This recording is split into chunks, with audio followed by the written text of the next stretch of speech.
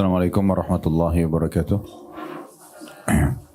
Alhamdulillah, selalu saja lisan kita memuji Allah subhanahu wa ta'ala atas segala nikmat yang dilimpahkan kepada kita, terutama nikmat Islam dan iman, karena dengannya kita jadi mengenal Tuhan kita Allah, dan dengan mengenal Allah sebagai pencipta satu-satunya semua yang di alam semesta ini dan di bumi ini terjangkau, tidak terjangkau oleh mata kita, maka kita jadi patuh kepadanya dan kita jadi tahu panduan hidup, mana yang dibolehkan, mana yang tidak boleh, mana yang diperintah, disukai, dan mana yang dilarang. Dan akhirnya kita punya panduan hidup di dunia ini dan juga kita akan mendapatkan yang terbaik di akhirat sana. Begitu juga dengan nikmat, kesehatan, kesempatan, termasuk bisanya kita duduk di majelis ilmu seperti ini adalah nikmat yang melimpah, yang luar biasa. Selain tentu adanya kemerdekaan, keamanan, semua ini adalah nikmat yang sangat besar. Bagaimana kita tahu saudara-saudara kita sekarang di Palestina yang perlu ya kita renungi bersama-sama dan kita doakan selalu dengan tulus agar Allah Subhanahu wa taala berikan kepada mereka kemenangan, ketentraman, kemerdekaan sehingga bisa mereka rasakan seperti apa yang kita rasakan tentunya, dan semoga Allah jaga kemerdekaan dan keamanan ini selamanya sampai menjelang hari kiamat nanti. Allahumma amin. Dan selanjutnya kita panjatkan salam hormat kita kepada utusan Allah Nabi besar Muhammad sallallahu alaihi wa ala alihi wa sahbihi wasallam, sebagaimana Allah telah memerintahkan kita untuk mengucapkan salam hormat kepada beliau. Baik, kita sudah membahas awal pembukaan buku kita ini 31 tuntunan hidup berkah dan panjang umur ala Nabi sallallahu alaihi wasallam yang ditulis oleh Amir bin Muhammad Al-Mudhari. Kita sudah bahas mengapa Allah bersumpah demi masa. Dan juga kita sudah membahas ya, satu subjudul yang lain, apakah umur benar-benar bisa bertambah atau tidak. Saya mengingatkan kembali sebelum kita masuk ke bahasan lanjutannya, kalau waktu ini memang sangat mahal Bapak Ibu sekalian, waktu ini sangat mahal. Allah Subhanahu wa ta'ala memberikan kita selama hidup di dunia ini ada batas waktu. Tidak ada orang yang hidup abadi. Kita sehat atau kita sakit, kita muda atau tua, kaya ataupun miskin, di saat ajal datang kita semua pasti akan meninggal dunia. Dan di saat itulah kita baru menyadari betapa besarnya ya, nilai daripada waktu yang mungkin selama ini cukup banyak yang kita sia-siakan. Nabi SAW mengatakan dalam hadis yang sahih, ni'matani magmunun katsirun minan nas. Dua nikmat yang banyak sekali dilalaikan dan dilupakan oleh orang-orang. As-sihhatu wal faraq. Yang pertama itu kesehatan. Kalau Allah berikan kita kesehatan itu digunakan untuk ketaatan kepadanya. Bukan hal-hal yang lain. Jadi kemaksiatan, pelanggaran tidak boleh dilakukan. Kesehatan ini seperti mata masih bisa melihat, telinga mendengar, lidah dan bibir masih bisa mengucap dan mengecap, tangan menjamah, kaki melangkah, kemaluan dan segala macam anggota tubuh kita ini masih berfungsi semua dengan baik, kesehatan kita bisa rasakan, maka ini sebuah nikmat yang harusnya digunakan di atas ketaatan. Karena tidak masuk akal sehat dan pikiran yang sehat kalau seseorang telah berbuat baik pada kita, kemudian kita balas dengan keburukan dan pelanggaran. Nah seperti itulah kurang lebih bagaimana Allah Subhanahu wa ta'ala telah berbuat baik kepada kita dengan memberikan kesehatan ini, peluang, kesempatan dan segala macam, lalu kita gunakan justru untuk membangkang kepadanya. Maka ini harus kita maksimalkan dan bukan digunakan justru untuk ya, maksiat. Begitu juga kata Nabi SAW yang kedua selain kesehatan adalah waktu yang lowong. Jadi waktu lowong itu jangan disia-siakan. Saya pernah ingatkan dan saya ingatkan kembali Bapak Ibu sekalian, biasanya kita justru kalau lagi waktu lowong, kita malah sibuk mencari kontak. Ya, nama kontak di kontak kita untuk mencari teman kita siapa yang punya masalah, sehingga kita mengatakan pada dia kamu nggak mau curhat ya, sengaja kita mencari permasalahan yang tidak perlu dihadirkan dalam hidup kita, karena mendengar permasalahan orang lain berarti akan menumpuk permasalahan kita, sementara permasalahan kita masih banyak yang belum clear dan selesai.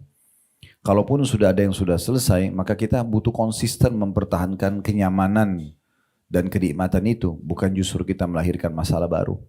Beda kalau kita ahlinya, itu pun hanya digunakan untuk konsultasi. Masalah agama, konsultasi sama ustadz atau ustadzanya. Suami saya mengucapkan kalimat cerai semalam dalam kondisi dia emosi. Jatuhkah talaknya? Sebatas itu saja misalnya. Atau istri saya tidak sholat, misalnya suaminya mengatakan, saya sudah ingatkan apa yang harus saya lakukan, itu konsultasi. Manusia bukan tempat curhat. Begitu juga dengan dokter, konsultasi saja. Dok, kepala saya sudah sakit selama 3 hari, apa obatnya? Dokter balik bertanya misalnya, memang seperti apa sakit kepalanya, nyut-nyut kah, atau dan seterusnya. Maka itu tinggal kita jelaskan seperti ini, diambil resepnya lalu minum obat, selesai. Kalau curhat, menceritakan semua prosesi itu, misal dia katakan pada ustadznya, saya mau cerita dulu, 5 tahun yang lalu saya menikah, kemudian ceritanya panjang, sampai ujungnya hanya menanyakan tentang jatuh nggak talaknya kata suami saya semalam. Itu bukan pada manusia. Dok, saya mau cerita dulu dok, sebenarnya saya minggu lalu nggak sakit kepala. Saya baru kemarin nih rasanya saya kepala, tapi seminggu diceritain dulu sama dia. Nah ini semua tidak diperlukan. Curhat itu dalam Islam hanya kepada Sang Pencipta Allah Subhanahu wa Ta'ala. Karena kalau kita sehat, kita lagi merasakan nikmat yang ciptakan kita. Allah yang ciptakan nikmat itu, Allah yang bisa pertahankan hanya Allah. Kalau kita sedang ada masalah, maka yang ciptakan kita Allah, yang ciptakan masalah itu sendiri Allah, yang bisa memberikan jalan keluar hanya Allah. Ini sudah panjang lebar kita paparkan pada pertemuan yang lalu ya. Sehingga kita jangan sia-siakan waktu. Di saat ada waktu lowong, justru digunakan untuk beribadah kepada Allah. Paling mulia, kalau Bapak Ibu lagi duduk santai di rumah, dengarkan ceramah. Itu paling baik, dengarkan ilmu. Jadi dari ilmu ke ilmu, dari kajian ke kajian yang lain. Kalau Bapak Ibu duduk di kajian seperti ini, sebagaimana nanti akan kita rasakan sendiri insya Allah ke depannya, 1 jam ke depan, pasti kita akan rasakan perbedaan dasar dari awal kita duduk begini dan nanti setelah kita dengarkan ceramah. Akan ada motivasi tersendiri, oh saya harus kerjakan itu ya, oh ternyata begini ya, ada saja hal-hal baru yang kita rasakan dan kita dapatkan, atau ada hal lama yang kita baru termotivasi untuk mengerjakan atau mengulanginya atau menjaganya. Maka itu faedah majelis ilmu, jadi akan hanya mendatangkan manfaat saja. Ilmu agama ini akan menjadi bodyguard buat kita. Kalau kita makin faham agama, maka kita makin terawasi dengan bodyguard kita ini. Mau makan, mau minum, mau bergaul, mau cari pendapatan, mau apa saja, agama akan mengatakan itu boleh atau tidak boleh. Sehingga kita punya panduan hidup. Andai saja kita duduk di majelis ilmu seperti ini Bapak Ibu sekalian, sekali duduk belajar 1 jam misalnya, kepala kita menjadi lebih besar 2 kali lipat dari sekarang. Mungkin repot, karena 10 kali belajar, kepala kita sebesar ruangan ini. Tapi ini tidak. Kalau kita belajar dari masih bayi aja, belum bisa ngomong tapi kita sudah bisa belajar sampai kita meninggal, tidak akan pernah habis kapasitas memori di otak kita. Ya, para ilmuwan mengadakan penelitian di otak kita ini ada bagian urat saraf seperti memori kalau di handphone, itu bisa menampung semua buku yang pernah ditulis oleh manusia. Bukan cuma Al-Quran, bukan cuma mendengarkan ceramah sehari berapa kali, bukan. Jadi banyak memori kita yang sayang, dan kalau orang vakum, dia cuma pakai tidur, malas-malesan, itu banyak sekali ya, yang kapasitas memori dia justru yang mati, yang tidak bermanfaat bagi dia. Itu contohnya, dia harusnya digunakan hal-hal yang bermanfaat. Atau mungkin silaturahim, ya. Mungkin kita bisa via telepon kepada orang tua, kepada saudara, kepada ponakan. Mungkin kita menjenguk orang sakit, ya. Mungkin apalah hal-hal yang bermanfaat, atau minimal kita mengalihkan, kalaupun memang kewajiban kita sudah selesai seperti sholat 5 waktu. Mungkin yang sunnah, sholat sunnah, qobliyah, ba'diyah sudah misalnya, atau duha dan seterusnya. Nah kita bisa alihkan kepada minimal yang mubah. Mubah ini seperti makan, minum, tidur. Tapi ini pun nanti akan kita titik beratkan di bahasan kita, kita bisa mengalihkan dia menjadi sesuatu yang sifatnya sunnah. Ya. Kemudian juga sudah kita bahas Bapak Ibu sekalian, ya. Jadi nanti hati-hati ya, karena kita sudah bahas surah Al-Mu'minun pada kesempatan yang lalu, surah nomor 23 ayat 99 sampai 115, tentang penyesalan orang-orang yang datang nanti pada hari kiamat, ya, karena mereka menyia-nyiakan waktunya selama di dunia ya. Juga kita sudah membaca surah Al-Asr yang dijelaskan di awal-awal buku kita ini, bagaimana seseorang itu nanti akan yang menyesal ya pada hari kiamat karena menyia-nyiakan waktunya. Ingat, penyesalan pada hari kiamat itu terjadi pada 3 golongan ya Bapak Ibu sekalian. Yang pertama itu memang orang kafir, orang yang jauh dari Allah Subhanahu wa taala ya. Orang yang kufur ini penyesalan sudah abadi karena mereka masuk neraka selamanya.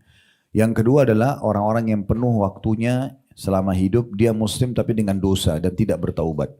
Sehingga akhirnya Allah hukum masuk ke neraka dulu, bersihkan dosanya baru masuk ke dalam surga. Ini juga menyesal.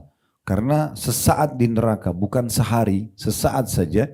Kata Nabi SAW, didatangkan hari kiamat nanti orang yang paling besar nikmat Allah pada dirinya di dunia. Dari mulai lahir sampai meninggal itu di istana raja. Anggaplah dia anak raja misalnya. Sampai dia jadi raja pun dan dia meninggal. Lahir di istana, meninggal di istana. Tapi dia orang kafir. Kata Nabi SAW didatangkan lalu dicelupkan satu celupan di neraka. Lalu dikeluarkan. Ditanya sesaat itu. Dicelupkan, dikeluarkan. Apa kau pernah rasakan nikmat selama ini?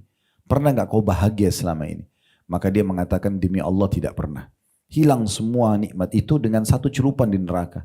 Maka sangat konyol kalau ada orang mengatakan, oh gak apa-apa masuk neraka dulu. Nanti dibersihkan dosa saya baru saya masuk surga. Tidak usah susah-susah berpikir masalah neraka terlalu jauh. Ambil korek kalau kita mau. Ini cuma contoh, bukan saya minta dipraktekin. Tapi kita bisa bayangkan. Korek gas yang kecil kalau kita ambil. Kemudian kita nyalakan dan kita letakkan jempol kita saja di korek api itu, maka kita akan rasakan panasnya luar biasa. Berapa detik aja.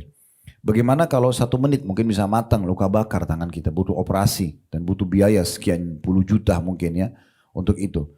Itu bagaimana dengan api neraka yang dari kepala sampai kaki semuanya api, semuanya siksaan, sebelah kiri kanan orang yang menjerit, orang yang teriak, orang yang histeri. Ini bukan gampang masuk ke neraka. Dan untuk apa kita masuk neraka sementara itu semua memang dimulai dengan pembangkangan-pembangkangan. Kenapa kita nggak langsung masuk surga saja yang nikmat yang memang Allah janjikan dengan segala macam janji yang luar biasa. Kata Nabi SAW sampai masuk surga tidak akan habis masa mudanya, tidak akan lusuh bajunya, tidak akan buang air besar dan buang air kecil, makanan dan minuman yang dikonsumsi itu yang tidak dibutuhkan oleh tubuhnya, tidak keluar lagi maaf dalam bentuk kencing dan BAB, tapi dia keluar dalam bentuk keringat yang lebih wangi dari bau kasturi. Jadi di surga itu abadi kenikmatan yang luar biasa. Kata Nabi SAW didatangkan orang yang paling menderita di dunia, tapi orang beriman. Dicelupkan di surga satu celupan dikeluarkan, begitu dikeluarkan ditanya, kau pernah merasa penderitaan selama ini gak? Pernah gak kau susah selama ini? Jawaban dia gak pernah sama sekali. Demi Allah tidak pernah. Hilang semua kesusahan di dunia hanya dengan satu celupan di surga. Dan ini didapatkan dengan ketaatan kepada Allah subhanahu wa ta'ala. Jadi orang yang menyesal yang pertama adalah orang kafir. Yang menyesal kedua orang banyak melakukan pelanggaran-pelanggaran agama dari dosa ke dosa. Kemudian dia tidak sempat taubat karena masuk neraka dulu. Dan penyesalan yang ketiga adalah orang-orang yang sudah masuk ke dalam surga.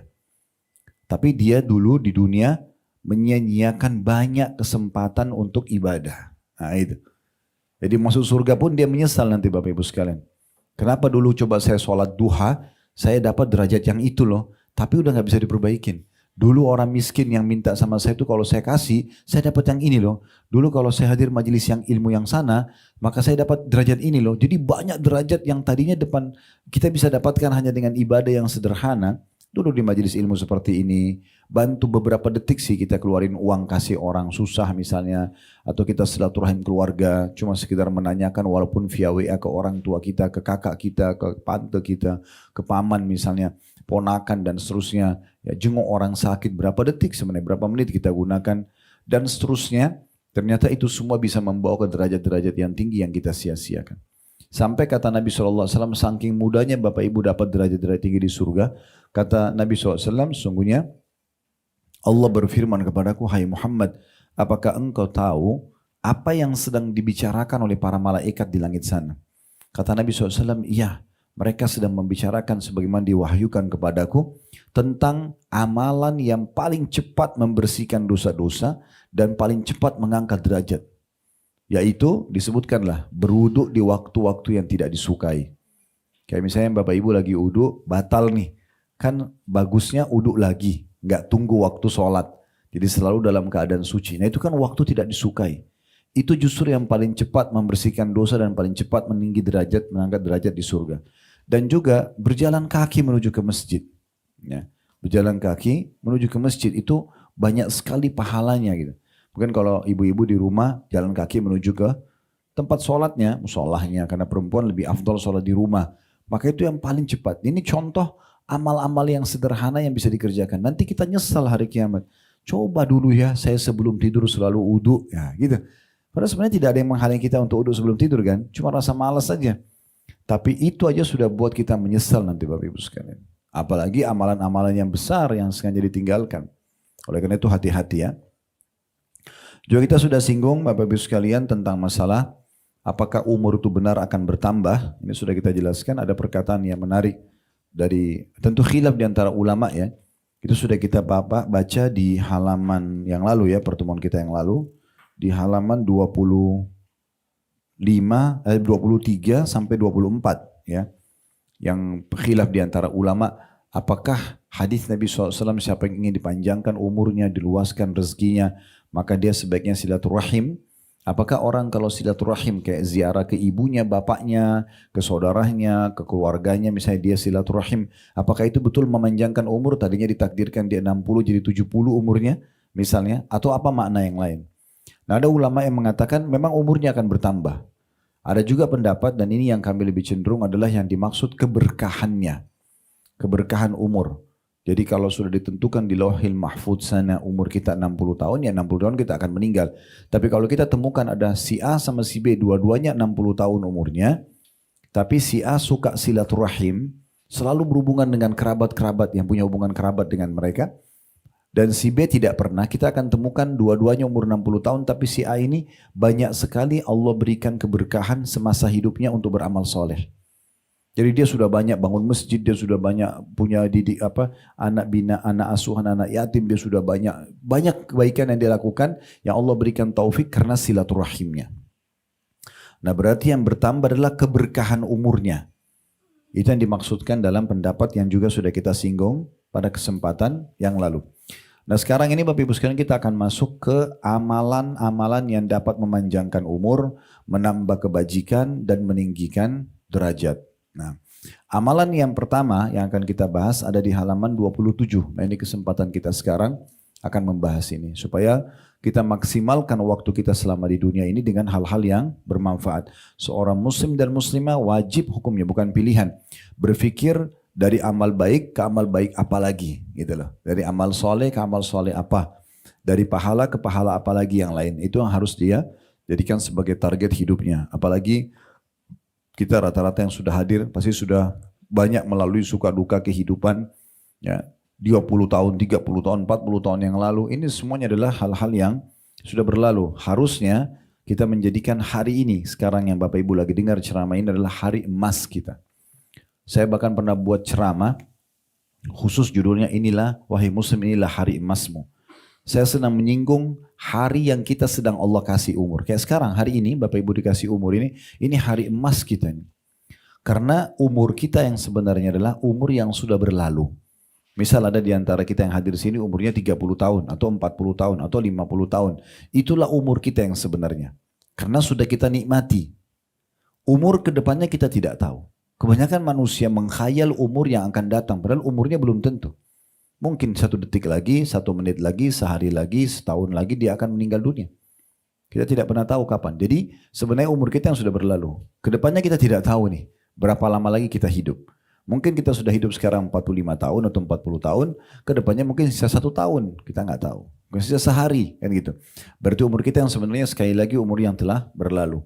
Nah, kalau Allah masih kasih hari ini umur, ini jangan disia-siakan Bapak Ibu sekalian. Karena bisa saja ini hari terakhir. Kita nggak tahu. Jangan pernah berpikir, oh nanti sakit baru meninggal. Enggak. Saya pernah jelaskan di pertemuan kita yang lalu ya. IGD di rumah sakit itu sangat sedikit. 2-3 ruangan, 4-5 ruangan, atau anggaplah 10 ranjang.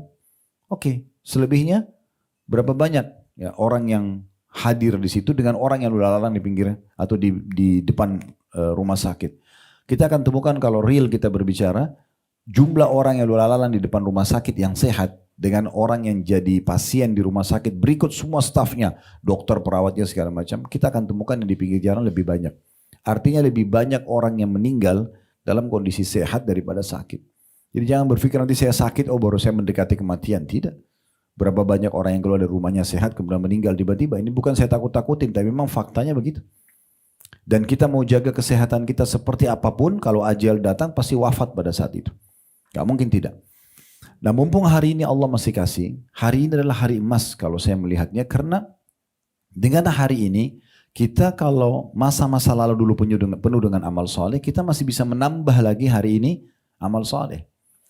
Kalau masa lalu kita ada banyak dipenuhi dengan dosa, hari ini kesempatan taubat, membersihkan kesalahan yang lalu supaya kita tidak dihisap oleh Allah Subhanahu wa ta'ala. Ada seseorang bertemu dengan Hasan Basri, seorang ulama besar, ulama di zaman dulu, zaman tabi, namanya Hasan Basri. Beliau pernah bertemu dengan seseorang yang kebetulan orang itu umurnya sudah 60 tahun. Kata Hasan Basri, berapa umur kamu? Dia katakan 60 tahun. Kata Hasan Basri, kalau begitu sudah 60 tahun kau sedang menuju ke Tuhanmu. Dan sebentar lagi kau akan sampai. Maka orang itu bilang, inna lillahi wa inna ilaihi raji'un. Kami milik Allah, kami akan kembali kepada Allah. Hasan Basri balik tanya, kamu tahu apa yang kau ucapkan itu? Orang itu mengatakan, iya. Lalu Hasan Basri mengatakan, kau sedang mengatakan, kami milik Allah dan kami akan kembali kepada Allah. Orang yang tahu dia akan kembali ke Tuhannya, harus menyadari dan wajib menyadari kalau dia akan ditanya semuanya. Tentang nikmat, tentang waktu, kesempatan dan segala macam akan ditanya. Maka orang itu mengatakan, lalu apa solusinya? Kata Hasan Basri, solusinya adalah kamu memperbaiki ke depan. Hari ini sampai ke depan kau perbaikin sekarang. Ya, maka Allah akan maafkan masa lalumu dan memberikan kau balasan dengan kebaikan yang ke depan. Tapi kalau kau masih berbuat dosa lagi sekarang, di umur ini terutama, maka Allah akan menghukum kau masa lalumu dengan masa akan datang. Jadi orang harus jeli Bapak Ibu sekalian untuk memikirkan bagaimana menyelamatkan dirinya. Sadar Bapak Ibu sekalian, terlalu banyak orang yang lebih tampan, lebih cantik, lebih kaya, lebih pintar daripada kita sudah mendahului kita. Tidak usah jauh-jauh, di kota Jakarta, nggak usah di Indonesia. Banyak orang, jutaan mungkin yang sudah hidup sebelum kita, dari masa dulu sebelum berdiri Republika ini, dari masa kerajaan sampai beberapa hari yang lalu mungkin sudah terlalu banyak orang yang meninggal mendahului kita, dan mereka sudah menuju kepada Tuhannya. Jangan terus lalai. Jadi kita butuh amalan-amalan untuk kita segera selamatkan diri kita. Satu kesempatan sujud saja atau satu kesempatan ucapkan astagfirullah atau subhanallah itu sangat dirindukan bagi semua jenazah yang dihidupkan. Kalau dihidupkan saat ini. Kalau di hari ini, di detik ini kita ke kuburan lalu ada yang Allah buka kuburan dan Allah kasih kesempatan hidup. Lalu dia perdengarkan kepada kita pada saat dikasih kesempatan, kamu masih bisa hidup 5 menit lagi, habis itu kamu meninggal. Kita bisa dengarkan nanti apa yang dia inginkan. Saya yakin orang mati itu kalau hidup atau kita sendiri misalnya, anggap kita pas sekarang melihat malaikat maut dan masih di kesempatan. Umur kau masih kami panjangkan 5 menit lagi. Kira-kira apa yang kita lakukan? Kita masih berpikir kumpul sama teman-teman atau memperbanyak ya mencari makanan kesukaan kita atau bekerja atau apa saja? Saya yakin tidak. Kita akan coba cari amal yang terbaik yang bisa kita lakukan supaya kita pada saat meninggal ini betul-betul dapat maksimal pahalanya atau kita memohon ampun dari dosa-dosa kita. Nah ini faktanya ya. Jadi kita harus betul-betul sadar Bapak Ibu sekalian dan kami para teman-teman dai ini hanya bisa teriak-teriak seperti ini. Ayo bicara Bapak Ibu, ayo sadar, ayo gini. Semua keputusan tangan Bapak Ibu sekalian. Jangan setelah dengarkan sini, oh ya benar sih. Tapi pulang buyar lagi. Digoda lagi oleh syaitan. Tidak lagi fokus dengan amal saleh. Kembali lagi dengan pelanggarannya. Ini berbahaya sekali.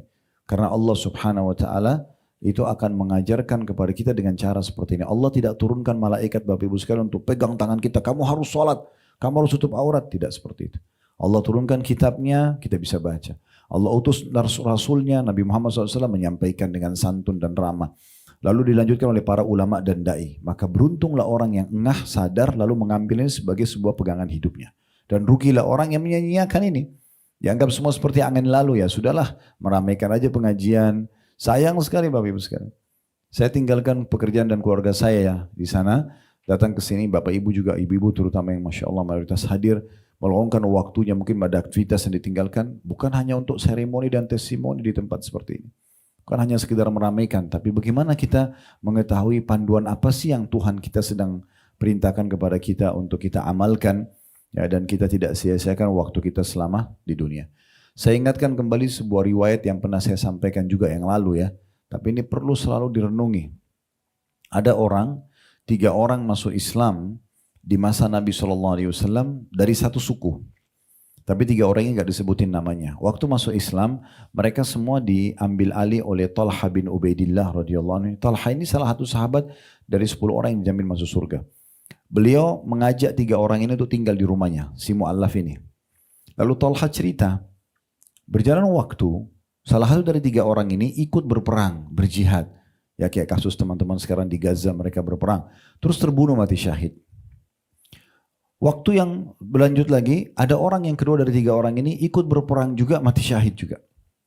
Lalu kemudian tidak lama beberapa hari lewat waktu, Yang ketiga ini meninggal tapi di atas ranjang. Cuma beda hari. Dia tidak mati syahid.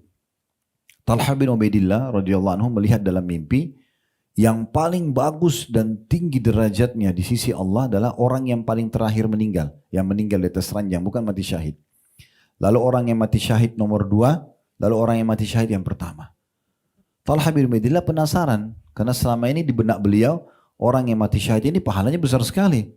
Kok bisa orang yang mati di atas ranjang lebih depan di surga gitu? Saya lebih bagus fasilitasnya. Maka dia penasaran, dia tanya kepada Nabi Muhammad SAW, ya Rasulullah, apa sebenarnya yang terjadi ini?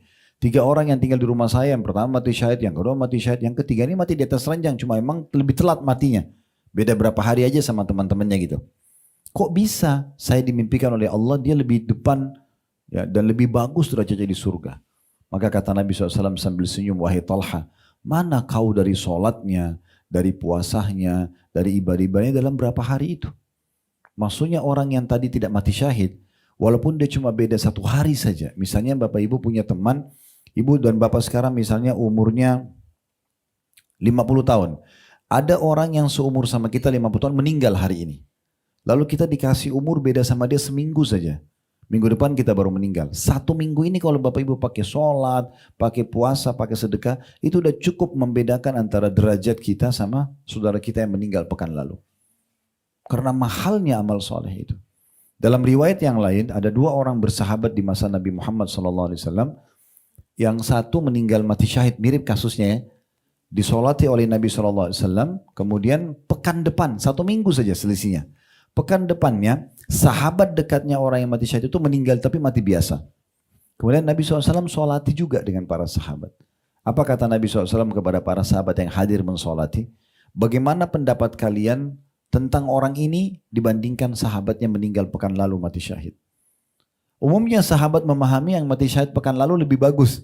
Mereka bilang apa ya Rasulullah? Semoga saja jenazah ini bisa menyusul derajat temannya yang syahid itu. Mudah-mudahan dengan persahabatan mereka nanti mereka sama-sama di surga. Pasti yang itu lebih tinggi dong. Nah, seperti itu bahasa. Lalu kata Nabi SAW, tidak. Sesungguhnya orang yang baru meninggal ini ya, dengan temannya yang meninggal pekan lalu mati syahid, beda derajatnya antara langit sama bumi. Lebih tinggi orang yang mati sekarang. Karena dia sempat ibadah 1 pekan saja. Perbedaan dengan temannya. Jadi ini mahal sekali Bapak Ibu sekalian. Makanya saya bilang hari ini kalau Allah masih kasih umur tuh hari yang sangat mahal. Kalau masa lalu kita sudah beramal soleh tinggal kita tambah hari ini. Masa lalu kita dosa kita segera taubat supaya tidak ada konsekuensi hukumannya ke depan. Baik, saya akan bacakan di halaman 27. Ini amalan pertama. Ya. Dari 31 amalan yang dapat memanjangkan umur. Keberkahannya umur itu dan menambah kebajikan kita, tambahan catatan amal soleh dan meninggikan derajat nanti di surga. Kata beliau penulis, wahai saudaraku tercinta, marilah kita membiasakan amalan-amalan dan melaksanakan pesan-pesan dari Allah Subhanahu wa taala dan Rasulnya sallallahu alaihi wasallam yang dapat memperpanjang umur dan menambah kebajikan, yaitu sebagai berikut. Yang pertama kata beliau, dan ini yang jadi fokusan bahasan kita, carilah pahala dari Allah dalam setiap amalan yang Anda lakukan. Jadi setiap aktivitas kita per detiknya usahakan ada nilai pahalanya. Kata beliau, carilah pahala dalam tidur, makan, minum, dan pekerjaan Anda. Maka Anda akan diberi pahala insya Allah. Pertanyaan sederhana, bagaimana caranya? Tidur, makan, ya, dan pekerjaan kita dalam keseharian kita bisa menilai pahala. Ini kan sebenarnya amalan-amalan mubah Bapak Ibu ya. Karena kan makan itu mubah. Sudah tahu mubah ya? Bapak Ibu kerjakan tidak dapat pahala, tidak dikerjakan juga tidak dapat dosa. Itu definisinya mubah. Ya kan kita ada 5 ya. Ada wajib, seperti sholat 5 waktu, puasa Ramadan. Itu kalau dikerjakan dapat pahala, ditinggalkan dapat dosa. Itu wajib. Ada yang haram. Ya. Haram ini kalau dikerjakan berdosa, ditinggalkan dapat pahala. Ada peluang zina, mencuri. Kita tahu haram, kita tinggalkan. Ya. Kalau dikerjakan dapat dosa, kalau kita tinggalkan berarti dapat pahala. Ada yang makruh. Makruh itu dikerjakan tidak berdosa, tapi kalau ditinggalkan dapat pahala. Seperti contohnya kan makruh orang Islam itu minum berdiri. Ya. Kalau minum dan makan anjurannya duduk. Kan itu. Kalau berdiri nggak berdosa, tapi makruh. Apa maksudnya makruh? Kalau Bapak Ibu kerjakan tidak berdosa, tapi kalau tidak dikerjakan dulu justru dapat pahala. Makan duduk, berdiri, duduk itu jadi pahala gitu ya. Nah kemudian ada yang, tadi yang kita lupakan sunnah ya. Sunnah itu dikerjakan dapat pahala, ditinggalkan tidak berdosa. Seperti sholat duha, puasa Senin Kamis, dikerjakan dapat pahala, ditinggalkan tidak berdosa. Nah yang terakhir itu mubah. Mubah itu dikerjakan tidak dapat pahala, ditinggalkan juga tidak berdosa. Nah contohnya makan, minum, tidur, mandi. Semua ini mubah. Nah tetapi ini yang ingin disinggung oleh penulis. Ini semua yang mubah-mubah aja Bapak Ibu bisa ubah menjadi pahala. Menjadi sunnah. Bagaimana caranya? Niatkan untuk memberikan hak jasad. Jadi kalau makan itu bukan cuma sekedar hilangin lapar. Karena yang ciptakan kita Allah, yang datangkan rasa lapar itu sebagai sinyal tubuh kita butuh nutrisi, itu adalah Allah. Yang pandu kita, obatnya lapar itu makan, tidak bisa yang lain. Tidur tetap lapar, bergerak tetap lapar, harus makan. Itu adalah Allah yang pandu kita. Sehingga kita niatkan makan ini memberikan hak jasad. Ini berubah hukum dari mubah menjadi sunnah. Nah ini poin penting ya. Seperti haus, bukan hanya sekedar minum, bukan cuma sekedar hilangkan dahaga. Tapi yang kita sadari dan kita renungi, yang ciptakan saya Allah, yang ciptakan rasa dahaga itu Allah, yang pandu saya hilangkan dahaga minum adalah Allah. Gak bisa ke yang lain, harus minum. Kalau kita hanya sekedar hilangin haus, mubah. Tapi kalau kita niat memberikan hak jasad, Allah lah yang telah memberikan saya rasa haus ini dan juga saya minum untuk memberikan hak jasad, maka berubah menjadi sunnah. Mandi, bukan hanya sekedar hilangkan gerah. Tapi bagaimana kita niat untuk memberikan hak jasad kita. Karena Allah amanahkan jenazah aja sudah jelas-jelas akan dimakan tanah. Tubuhnya dengan tanah kan gitu. Tapi tetap dimandikan apalagi orang yang masih hidup. Dan Allah memberikan kita rasa segar pada saat kita mandi. Supaya kita mandi. Dan Allah berikan rasa tidak nyaman pada saat gerah. Supaya jangan kita biasakan diri seperti itu. Nah kalau diniatkan semua yang mubah-mubah ini untuk kita memberikan hak jasad. Maka secara otomatis akan menjadi ya, sunnah. Sama juga ibu-ibu di rumah misalnya. Mungkin pekerjaan sederhana, rapiin rumah, ya bersihin rumah, cuci piring misalnya. Atau kalau yang pakai PRT di rumah mungkin bisa minta tolong misalnya disuruh lakukan begini ya Mbak, buat seperti ini misalnya Ibu atau apa kita bilang. Kemudian niatnya untuk merawat rumah. Itu semua bisa dari mubah menjadi sunnah. Dengan kita niat untuk menjaga amanah harta yang sedang Allah berikan kepada kita, rumah itu misalnya, ya. Atau kalau rumah yang suami amanahkan ini untuk mentaati suami misalnya, karena untuk menjaga supaya kebersihan bisa selalu terjaga, kenyamanan ada dan seterusnya. Maka bisa berubah dari mubah menjadi sunnah. Nah, ini yang beliau maksudkan. Lalu kemudian masuklah dia penulis merincikan lebih dalam lagi. Setelah beliau bilang carilah pahala dalam tidur, makan, minum dan pakai dan pekerjaan Anda. Tentu di sini juga makan, minum, tidur, ini mandi segala macam ini juga bisa ditambah selain niat untuk memberikan hak jasad, juga jangan lupa ikutin doa-doanya ya. Seperti kan kalau mau makan, sunnahnya makan tangan kanan dan minum ya. Itu apa susahnya sih pakai tangan kanan sudah dapat pahala. Terus baca bismillah gitu kan. Dengan minum dan usahakan tidak tarik nafas dan hembus nafas di minuman tersebut ya. Jadi angkat bismillah dan suaranya usahakan Bapak Ibu dengar karena biasa setan buat kita lupa. Sederhana ucapin bismillah. Tapi seakan-akan kita sudah ucapin padahal tidak. Saya sering bilang gitu sama anak-anak saya di rumah. Bismillah. Ya. Bilang, ucapin gitu, terdengar. Bismillah, kita sendiri dengar. Setelah itu jangan tarik nafas dan bernafas itu lepasin dulu.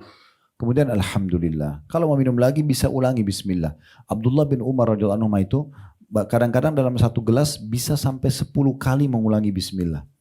Dan 10 kali bilang alhamdulillah. Untuk raih pahalanya aja. Kan sebenarnya kita ucapin bismillah sekali bisa. Tapi beliau ingin cari pahala. Bismillah dilepas alhamdulillah. Dapat pahala 2. Bismillahnya pahala, alhamdulillahnya pahala. Dan pada saat mau dia ngobrol nih, minum lagi bismillah, lepas lagi alhamdulillah. Begitu terus ya. Maka ini pahala yang luar biasa bisa dapatkan dari amal-amal yang sederhana gitu ya. Sama juga dengan pada saat kita mandi tadi. Kan ada doanya pada saat masuk kamar mandi ya. Doa keluar kamar mandi. Masuk kamar mandi, a'udzubika minal khubuthi wal khaba'ith. Ya Allah lindungi aku dari setan perempuan dan setan laki-laki. Kalau keluar kita membaca, masuk dengan kaki kiri kamar mandi, keluar dengan kaki kanan, baca gufranak, pengampunanmu wahai Tuhanku. Kata para ulama, kenapa kita kalau keluar kamar mandi baca gufranak, pengampunanmu wahai Tuhanku? Karena sementara mungkin kita tidak buat dosa di kamar mandi. Kata ulama, karena umumnya orang di kamar mandi itu tidak beraktivitas ibadah. Maka waktu yang terbuang itu dianggap butuh pengampunan. Kayak orang duduk di kloset, kita kan tidak bisa zikir, maaf ya, nggak bisa zikir, nggak bisa baca Quran karena lagi di kloset, memang nggak boleh berzikir. Berarti ada, misalnya kita habisin waktu 10 menit, 15 menit di kloset itu. Nah ini butuh pengampunan sendiri. Kenapa kita pakai waktu kita pada hal yang tidak ada ibadahnya? Maka kita bisa baca atau kita baca gufranak pada saat keluar dari kamar mandi misalnya. Nah seperti itulah seterusnya. Nah jadi kita ikuti dengan tambahan-tambahan seperti ini, ya. Kata beliau, ya, nanti akan diberi pahala insya Allah. Ya. Nafkah yang diberikan kepada istri dan anak-anak yang diniatkan untuk mencari pahala akan diberi pahala juga. Nabi SAW ya, bersabda kepada Sa'ad ibnu Abi Waqqas radhiyallahu anhu, innaka lan tunfiqu nafaqatan tabtaghi biha wajhallahi illa ujirta 'alaiha hatta ma tada'uhu fi imra'atik. Tidaklah engkau menafkahkan satu nafkah karena mengharapkan wajah Allah, kecuali engkau diberi pahala hingga makanan yang engkau suapkan di mulut istrimu. Hadis ini diriwayatkan oleh Bukhari. Jadi dari sini kita bisa lihat misalnya kalau Bapak Ibu mau memberikan sesuatu kepada orang lain, suami kepada istrinya atau kepada anak-anaknya, atau istri memberikan pada suaminya ataupun kepada anak-anaknya. Ya, karena istri pun boleh memberikan pada suami di saat dia punya kelebihan. Kalau laki-laki ke istrinya itu hukumnya wajib. Kalau istri ke suaminya hukumnya sunnah. Dan itu. Kalau laki-laki punya kewajiban, nafkah dasar ada 5, makanan, minuman, pakaian, tempat tinggal, dan transportasi semampu suami. Ya, semampu suami. Tapi yang paling dasar tuh makanan, minuman, dan pakaian. Gitu kan? Ditambah kalau dilengkapin dengan transportasi dan juga tempat tinggal. Nah di sini Bapak Ibu sekalian dia punya kewajiban. Tapi yang sifatnya sesuai dengan kemampuan dia. Nah, ini kalau dia niatkan untuk menjalankan perintah agama, mencari wajah Allah, maksudnya mencari pahala, maka ada pahalanya. Kalau seorang istri, ini pernah terjadi, tapi ini hukumnya sunnah kalau perempuan. Misalnya ibu punya kelebihan rezeki, boleh nggak seorang istri memberikan pada suaminya? Terjadi pada Zainab radhiyallahu anha. Ini seorang wanita mulia di masa Nabi SAW. Dia wanita kaya menikah dengan seorang laki-laki yang miskin, namanya Abdullah bin Mas'ud radhiyallahu anhu. Lalu dia bilang, saya punya uang nih, saya mau keluarin. Dia bilang sama suaminya, saya ingin sekali memberikan kepada anda saja. Tapi perlu saya tahu dulu, hukumnya boleh nggak sih? Kan selama ini yang ditahu adalah suami yang kasih ke istri. Sekarang istri yang mau kasih suami, boleh nggak? Maka kata istrinya, boleh nggak anda tanyakan ke Rasulullah? Karena Abdullah bin Mas'ud sebagai suami punya harga diri, dia mengatakan jangan saya yang nanya. Lebih baik kamu yang nanya. Saya nanti kesannya kan kayak ego, kok dia yang mau dikasih uang, dia yang bertanya gitu ya. Maka pergilah Zainab ke rumah Nabi SAW untuk menanyakan tentang hukum tersebut. Kebetulan di depan rumahnya Nabi SAW ada wanita lain juga dari Ansar yang kaya, punya masalah yang sama. Dia ingin memberikan kepada suaminya. Maka berkumpullah 2 orang Zainab di depan rumah Nabi SAW untuk menanyakan hukum tersebut. Ringkas cerita, riwayat cukup panjang. Lalu kata Nabi SAW, kalau engkau memberikan kepada suamimu, engkau akan mendapatkan 2 pahala sekaligus. Pahala sedekahnya dan pahala silaturahimnya. Boleh. Begitu juga dengan orang tua berikan kepada anak. Semua ini akan ada nilai pahalanya selama diniatkan karena Allah Subhanahu wa taala. Jadi sampai sepotong makanan pun yang kita taruh di mulut pasangan kita atau anak kita, begitu juga dengan orang-orang di luar sana, orang miskin segala macam. Kita misalnya memberikan sembako, ya, beras misalnya orang-orang miskin, atau Bapak Ibu saya sarankan kalau bisa sudah punya kantong sedekah bulanan, ya gitu. Misalnya kayak rumah anak yatim, sudah ada yang diblok gitu ya. Anak yatim ini berapa orang kita jadi ibu asuh atau ayah asuhnya misalnya ya. Karena kata Nabi SAW, ana wa kafil yatim kahataini fil jannah, saya dengan sponsor anak yatim seperti ini di surga. Jadi dekat sekali ya.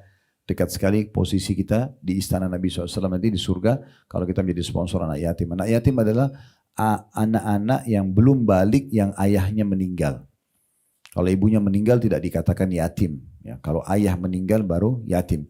Nah pahalanya didapatkan kalau dia belum balik.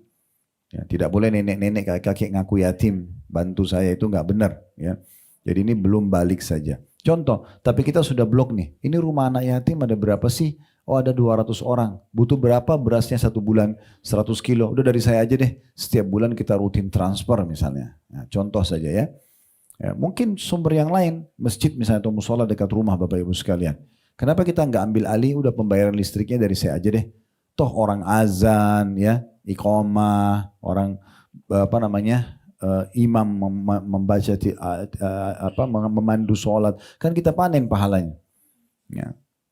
Ada program yang kami lagi kembangin juga insya Allah itu, kita coba meletakkan di setiap masjid, ya. Itu juga kita buka donasinya kalau Bapak Ibu berminat untuk menyiapkan air bersih. Tabung filter digali di masjid, di setiap RT mungkin ya kita gali, dapat air bersih, terus pasangin filter seperti yang isi ulang ya. Nah, pakai filter, nanti ditaruh di masjid, semua warga sekitar itu boleh ambil gratis. Karena kata Nabi SAW waktu ditanya sedekah apa yang paling afdal, beliau mengatakan suqyal ma, memberikan minum ke orang lain. Contohnya yang itu. Dan apa sajalah kesempatan-kesempatan kita untuk bisa meraih amal soleh, kerjakan, ya, kerjakan. Dan ingat Bapak Ibu sekalian, kadang-kadang Allah Subhanahu wa taala datangkan seseorang untuk memberikan kita pahala, jadi jangan kita mulai dengan suudzon atau sangka buruk. Kadang-kadang kita lagi butuh sekali uang misalnya, tapi ada orang lain kerabat kita minta uang juga. Sini kita bertemu dalam jiwa kita antara bantu tapi saya butuh, cuman orang ini kok nggak tahu diri ya, saya lagi butuh tapi dia minta. Sebenarnya jawabannya adalah kalau kita bantu orang ini maka urusan kita di sana akan dimudahkan. Ya. Cuma banyak orang tidak paham masalah itu. Dia mohon sama Allah diberikan jalan keluar, Allah datangkan dulu ujian. Nah ujian itu kalau dia lalui nanti dia akan dapat solusinya. Ya. Berapa banyak orang penyakitnya sembuh gak jadi dioperasi karena ternyata ada orang di masa-masa dia kritis itu justru minta bantuan, dibantu sama dia, Allah sembuhkan penyakitnya tanpa harus operasi misalnya. Nah ini harus kita peka melihat sinyal-sinyal dari Allah Subhanahu wa taala. Baik itu masalah pemberian uang ya. Dan ini cara yang terbaik Bapak Ibu sekalian untuk bisa meraih ya, pahala juga dari harta yang sudah Allah amanahkan kepada kita. Dan dalam memberikan sedekah ini selalu ingat rujukannya surah Saba, surah nomor 34 ayat 39 ya. Potongan ayatnya Allah Subhanahu wa taala berfirman surah Saba surah nomor 34 ayat 39, "Wa ma anfaqtum min syai'in fahuwa yukhlifu." Semua yang kalian infakkan ya di jalan Allah, maka pasti Allah akan menggantinya. Pasti Allah akan menggantinya. Jadi makin besar kita keluarkan jalan Allah, makin besar juga balasannya, ya, makin besar juga balasannya. Baik, selanjutnya amal baik itu banyak sekali kata beliau. Di antaranya menyebarkan dan menjawab salam. Nah ini juga penting ya. Jadi Bapak Ibu hidupkan salam dan lengkap ya. Assalamualaikum warahmatullahi wabarakatuh. Lengkap. Kenapa lengkap Ustaz? Karena ini masing-masing punya makna doa, masing-masing punya pahala. Pernah ada sahabat masuk ke dalam masjid kemudian mengatakan begini, Assalamualaikum. Nabi lagi duduk dengan sahabatnya semua. Artinya semoga keselamatan dunia akhirat tercurahkan untuk kalian. Lalu Nabi SAW jawab dan Nabi mengatakan lahu asyarah. Orang ini dapat 10 pahala. Gak lama kemudian datang orang kedua mengatakan Assalamualaikum warahmatullah. Dia tambah warahmatullah. Lalu Nabi SAW jawab, Nabi mengatakan lahu ishrun. Orang ini dapat 20 pahala. Ternyata Assalamualaikum itu 10 pahalanya. Kalau ditambah warahmatullah 10 lagi. Gak lama kemudian ada orang ketiga datang, dia baca lengkap. Assalamualaikum warahmatullahi wabarakatuh. Assalamualaikum, semoga Allah berikan keselamatan untuk anda dunia akhirat. Warahmatullah, semoga rahmat. Rahmat itu karunia, rezeki. Terlimpah kepada anda. Wabarakatuh, dan semoga selalu berkah. Berkah itu artinya cukup. Mencukupi. Ya. Orang ini baca lengkap, lalu Nabi SAW jawab, Nabi mengatakan lahu thalathun. Orang ini dapat 30 pahala. Kenapa kita sia-siakan diri kita? Kehilangan pahala. Abdullah bin Umar radhiyallahu anhuma itu kalau sudah selesai sholat duha, dia sudah sholat malam, sudah sholat subuh berjamaah di masjid, sudah zikir pagi, sudah sholat duha, ada waktu lowong dari duha menuju ke duhur, beliau lagi tidak ada aktivitas, beliau khusus keluar dari rumahnya, ke ujung jalan kembali lagi hanya untuk ucapin salam. karena ingin ngejar pahalanya. Sayang sekali. Sekarang kita kasih contoh suami istri misalnya. Kenapa nggak ucapin salam? Walaupun via WA, walaupun via telepon. Darurat pun salam dulu. Assalamualaikum. Misalnya suami bilang sama istrinya, semoga keselamatan dunia akhirat untukmu. Warahmatullah, semoga rezeki Allah selalu melimpah untukmu. Wabarakatuh, semoga kau tercukupi. Istri jawab lagi, waalaikumsalam, semoga juga keselamatan dunia akhirat untuk anda, gitu kan? Warahmatullah, semoga Allah berikan anda rezeki. Wabarakatuh, dan semoga keberkahan Allah berikan. Itu luar biasa. Kalau satu hari kita ngobrol suami istri 5 kali, 6 kali via WA, via telepon, berapa banyak doa yang bisa kita saling berbagi. Sekarang begitu juga dengan ketemu sama anak-anak, ngobrol sama anak-anak misalnya. Ya, kenapa nggak ucapin salam?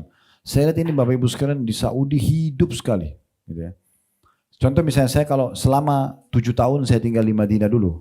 Dari SMA sampai S1 dulu. Dari tahun 90 sampai 98 kurang lebih ya.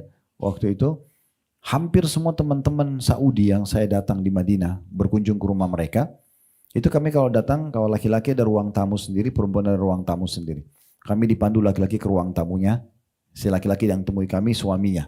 Gitu kan. Kalau ada tamu perempuan masuk ke ruangan perempuan, nanti yang temui istrinya gitu. Nah pokoknya kami masuk ke ruang tamu laki-laki ini, pertama kami datang, kami ucapin salam, lalu disambut, dijawab salam sama mereka, habis itu kami dipersilakan masuk ke ruang tamu laki-laki. Setelah ngobrol beberapa saat, biasanya tuan rumah ini masuk ke dalam untuk ngambil apa yang dia mau sajikan buat tamu gitu ya. Dia masuk ke dalam dengan berbagai macam metode mereka lakukan. Biasa istrinya ketuk pintu, suaminya berdiri ngambil makanan. Biasa juga ada yang taruh bel. Dia tekan kayak ada lampu atau bel nyala, itu berarti istrinya sudah siapin makanan tinggal diambil. Istrinya sudah siapin, suaminya ke dalam ambil. Yang unik pada saat suaminya itu kembali ke ruangan kami, masuk di ruangan tadi sudah ngobrol nih, pasti salam. Padahal cuma keluar doang ngambil makanan di dalam, masuk lagi assalamualaikum warahmatullahi wabarakatuh sambil taruh makanannya. Jadi pisah dikit aja salam. Begitu terus. Di Saudi itu tidak asing kita kalau naik lift, Bapak Ibu lagi di lift, ada orang baru masuk, pasti dia salam. Di rumah sakit kah, di mall kah, itu biasa aja gitu. Di bus, kita lagi di bus nih, angkutan umum, ada orang naik, pasti dia salam. Assalamualaikum warahmatullahi wabarakatuh. Dia walaupun tidak kenal. Ya. Di pesawat itu kalau kita di Saudi Airlines udah biasa itu. Diucapin salam, disambut dengan salam, itu udah biasa sekali. Pramugaranya sambut misalnya. Jadi memang itu hidup sekali gitu. Nah ini yang sayang sekali kita masih belum terlalu hidupkan di tempat kita ya. Saya pernah naik ke salah satu lift di satu mall. Kebetulan tempat sholatnya di lantai atas sekali. Begitu saya naik, orang-orang semua mereka pada mau ke atas gitu. Atau saya naik, saya ucapin salam di lift itu. Assalamualaikum. Orang semua pada lihat muka saya bingung. Kayak nggak kenal kok ucapin salam gitu ya. Seakan-akan salam itu hanya untuk orang yang dikenal. Padahal perhatikan sabda Nabi SAW dalam hadis riwayat Muslim. Waktu ditanya kepada beliau, ayyul islamin khair. Amalan apa dalam Islam yang paling besar pahalanya? Setelah yang wajib-wajib. Maka kata Nabi SAW, tut'imut ta'am, engkau memberikan makan orang lain, traktir orang, bayar ini. Itu pahalanya besar. Wa tusallimu ala man ta'rif wa man lam ta'rif, dan engkau memberikan salam kepada orang yang kau kenal dan kau tidak kenal. Jadi tidak kenal pun kita ucapin salam. Ya. Maka dapat pahala. Kalau ada yang bertanya bagaimana dengan orang non muslim, Ustaz, kita tidak boleh memulai salam sama mereka. Tapi kalau mereka salam kita jawab wa'alaikum. Tidak lengkap tapi kita jawab wa'alaikum. Begitu yang Nabi SAW jawab kepada orang-orang Yahudi yang mengucapkan salam kepada beliau. Tapi salam ini perlu dihidupkan. Ya. Tulisan atau lisan. Sayang pahalanya itu. Kemudian beliau mengatakan mendoakan orang yang bersin. Dengan mengucapkan yarhamkumullah atau semoga Allah SWT mengasihi kamu. Jadi sunnahnya itu kalau kita bersin kita mengatakan alhamdulillah ya. Karena Allah mengeluarkan cairan-cairan yang ada di sekitar kepala kita ini yang mungkin akan menjadi masalah buat kita kalau tidak keluar. Makanya orang tidak ada yang bisa menampung bersinnya ya, karena kuatnya bersin itu otomatis dari Sang Pencipta Allah untuk mengeluarkan ya masalah atau penyakit mungkin ya. Kita keluarkan, makanya kita mengatakan alhamdulillah, segala puji bagi Allah yang telah mengeluarkan cairan ini gitu ya. Nah orang muslim disunnahkan kalau mendengar saudaranya bersin dan bilang alhamdulillah, dia doakan. Dia mengatakan yarhamkumullah. Semoga Allah merahmati anda. Maksudnya dengan bersyukur ini semoga Allah rahmati. Nah kita yang tadi didoakan itu yang kita bersin alhamdulillah, kita didoakan yarhamkumullah, kita jawab lagi yahdikumullah wa yuslih balakum. Semoga Allah berikan Anda hidayah dan memperbaiki keadaan Anda. Nah ini termasuk sunnah yang harusnya dihidupkan ya. Jadi bersinkan ini alami ya, selalu terjadi. Baik orang lagi sakit atau tidak, kadang-kadang karena ada debu pun ya. Kita bersin, anak-anak di rumah, pasangan selalu ingatkan. Bersin, alhamdulillah. Nah, kita kalau dia lupa kita ingatkan. Kalau dia sudah ucapkan kita bilang yarhamkumullah. Baru kita lagi ajarkan orang yang tadi, anak kita misalnya kita bilang lagi, supaya dia mengucapkan kepada orang yang mendoakan yarhamkumullah, yahdikumullah wa yuslih balakum. Kemudian beliau mengatakan juga diantaranya adalah rendah hati atau tawadhu. Nah, rendah hati atau tawadhu. Jadi dalam Islam dianjurkan makin Allah berikan sempurna fisik kita, makin Allah berikan kelebihan ilmu, kelebihan harta, seperti pepatah kita mengatakan ya, makin berisi maka makin tunduk ya, seperti padi, jadilah seperti padi ya. Makin berisi dia makin tunduk. Jadi maksudnya orang itu kalau makin tinggi ilmunya, jabatannya, kedudukannya, kelebihan fisiknya, maka bukan makin sombong, tapi bagaimana dia tawadhu, merendah. Kata Nabi SAW, man tawadha lillah rafa'ahu Allah. Siapa yang merendah karena Allah, maka Allah akan tinggikan derajatnya ya. Bukan menghinakan diri, tapi kita tidak gunakan kelebihan yang Allah berikan ini untuk sombong. Kemudian juga memaafkan orang yang pernah menzaliminya. Nah ini cukup banyak peringatan dari Nabi SAW dan dari Allah Subhanahu Wa Taala. Bapak Ibu bisa buka surah Al-Imran surah nomor 3 ayat 133 sampai 134 ya. Itu ada penyebutan tentang salah satu potongan ayat yang menyebutkan tentang memaafkan orang lain ya. Surah nomor 3 ayat 133 sampai 134 ya.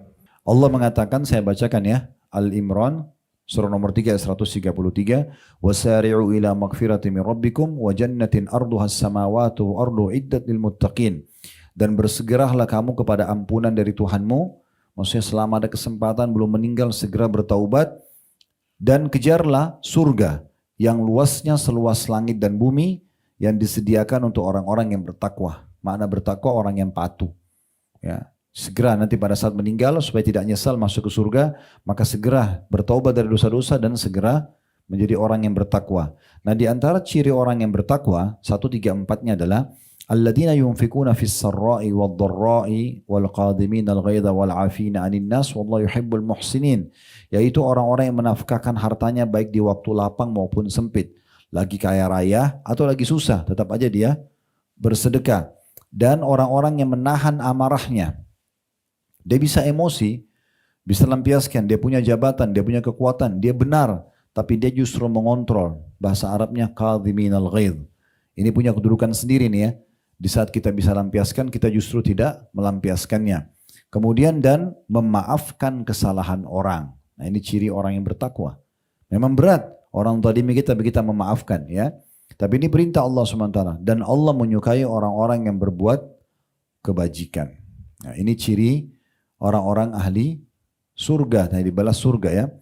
Ada juga 135-nya tapi ini sudah berhubungan tambahan ya. Saksi bahasan kita tadi yang memaafkan orang lain. Saya bacakan juga 135-nya sekaligus. Walladzina idza fa'alu fahishatan aw zalamu anfusahum dzakarullaha fastaghfaru lidzunubihim wa may yaghfiru dzunuba innallaha wa lam yusirru ala ma fa'alu wa hum ya'lamun. Yaitu orang-orang yang apabila mengerjakan perbuatan keji dan atau menganiaya diri mereka, maksudnya buat dosa ya. Maka mereka ingat kepada Allah dan memohon ampun terhadap dosa-dosa mereka, dan siapa lagi yang dapat mengampuni dosa selain daripada Allah, dan mereka tidak meneruskan perbuatan keji itu sedangkan mereka mengetahuinya. Nah di ayat 136-nya dipastikan dengan semua itu tadi ya dia bisa mengontrol emosinya, suka bersedekah, mengontrol emosinya, kemudian dia memaafkan orang lain, dan dia kalau berbuat dosa dia segera kembali kepada Tuhannya. Di 136-nya Allah bilang ulaika jazaohum maghfiratun min rabbihim wa jannatun tajri min tahtiha al-anharu khalidina fiha wa ni'ma ajrul 'amilin. Mereka itu adalah balasannya ampunan dari Tuhan mereka dan surga yang di dalamnya mengalir sungai-sungai sedang mereka kekal di dalamnya, dan itulah sebaik-baik pahala orang yang beramal. Saksi bahasan kita tadi di 134-nya wal 'afina 'anil nas, dan orang-orang yang suka memaafkan orang lain. Selanjutnya kita kembali ke buku kita, dan berbuat baik kepada orang yang telah berbuat jahat kepadanya. Maksudnya tidak membalas kejahatan dengan kejahatan. Jangan orang gibah kita, kita balas dengan gibah. Dia dosa, kita dosa. Jangan orang fitnah kita, kita balas dengan fitnah. Dia dosa, kita dosa. Ya. Jadi jangan balas keburukan dengan keburukan. Tetap aja kita baik, ya, walaupun orang itu berbuat buruk. Ya. Kemudian di sini dikatakan semua perkara ini bila dikerjakan seorang muslim karena ketaatan kepada Allah dan niat baik mengharapkan wajah Allah semata, tidak dilakukan sekedar kebiasaan atau kamuflase saja, maka ia akan mendapatkan pahala.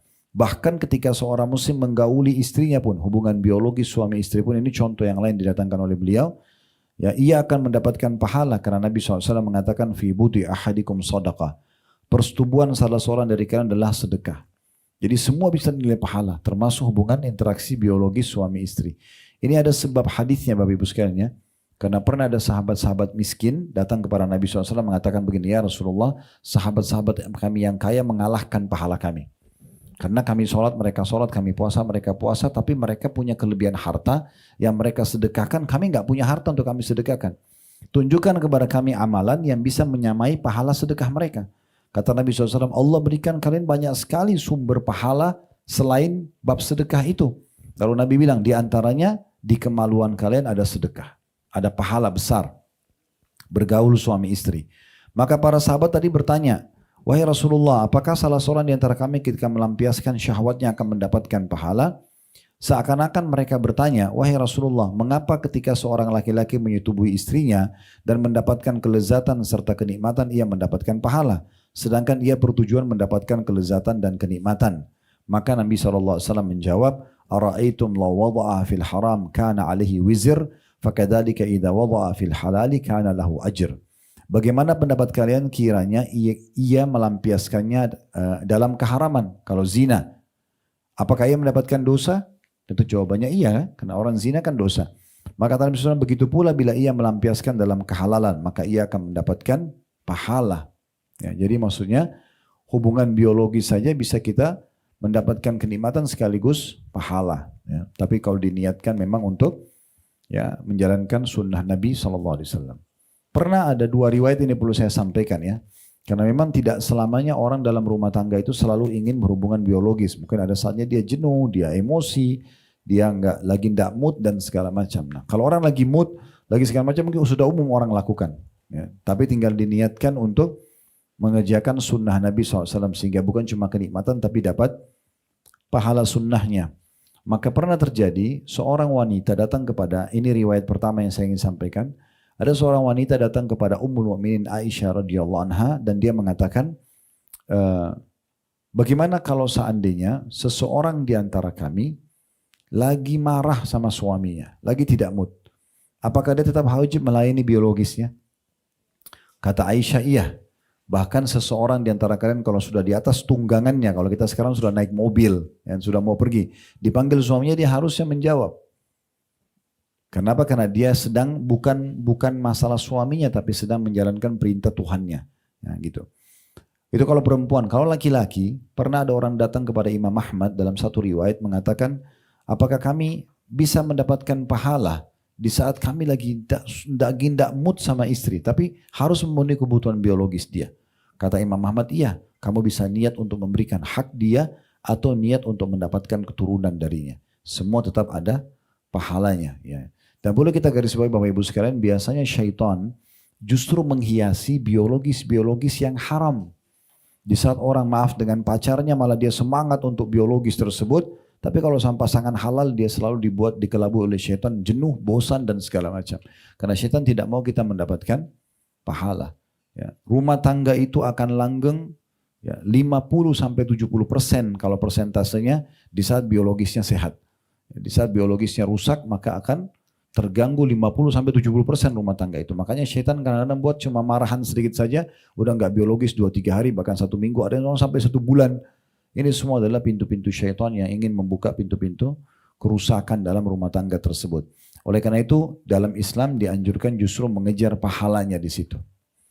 Baik, sebagai penutup, kata beliau di sini di halaman 29 ya, sebagian salaf maksudnya orang terdahulu sebelum kita, mengatakan tidurnya orang mukmin, makan dan minumnya, semua itu adalah amal-amal soleh yang pahalanya akan mengalir padanya bila diniatkan sebagai ketakwaan dalam ketaatan kepada Allah Subhanahu wa ta'ala. Baik, kita akan lanjutkan insya Allah pertemuan akan datang nanti di poin yang kedua, sambunglah silaturahim dengan kerabatmu. Semoga apa yang kita bahas hari ini bermanfaat buat kita semua teman-teman sekalian. Saya mengajak Bapak Ibu sekalian untuk selalu mendukung channel kami ini, channel dakwah.